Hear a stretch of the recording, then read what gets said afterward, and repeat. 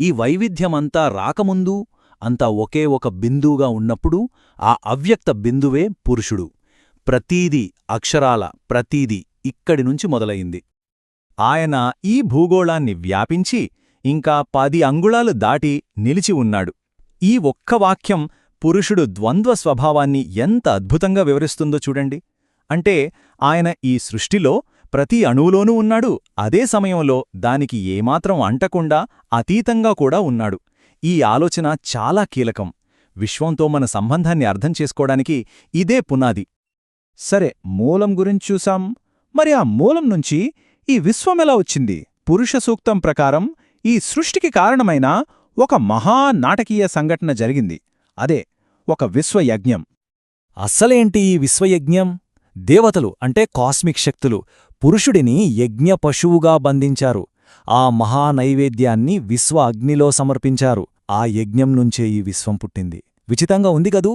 వేదాలు, ఋతువులు, సమస్త జీవులు అన్నీ ఆ యజ్ఞంలో విచ్ఛిన్నమైన పురుషుడి నుంచే పుట్టాయి. ఇక్కడ మనం గుర్తుంచుకోవాల్సిందేంటంటే యజ్ఞమంటే నాచనం కాదు, అదొక పరివర్తన. ఒక రూపం నుంచి ఇంకో రూపంలోకి మారటం. ఆ ఒక్కడి నుంచే ఈ అనంతమైన సృష్టి పుట్టిందన్నమాట. అయితే ఈ విశ్వయజ్ఞమనేది ఎప్పుడో జరిగిపోయిన ఒక పాత కథ మాత్రమే కాదు. అసలు విషయమేంటంటే దాని బ్లూప్రింట్, దాని నమూనా ఆకాశం నుంచి భూమి వరకు, సమాజం వరకు ప్రతి దాంట్లోనూ ముద్రించబడి ఉంది. మనలో కూడా. ఉదాహరణకి పురుషుడి మనస్సు చంద్రుడయ్యాడట. అంటే ఆకాశంలో మనం చూసే చంద్రుడు కేవలం ఒక గ్రహం కాదు, అది ఆ విశ్వ మనస్సుకి ప్రతిరూపం. మన ఆలోచనలకి, మన భావోద్వేగాల అలలకి, మన అంతరంగానికి అదొక ప్రతిబింబం, వాటిని శాసించే శక్తి కూడా. అలాగే ఆయన కళ్ళు సూర్యుడిగా మారాయి. అంటే ఆ పురుషుడి విశ్వదృష్టి, అదే ఈ ప్రపంచంలో వెలుగునిచ్చే సూర్యుడు. మనం చూసే ప్రతీ కాంతికిరణం, ప్రతీ దృశ్యం వెనుక ఉన్నది ఆ ఆదిమ దృష్టియే. ఇక ఆయన శ్వాస గాలిగా మారింది.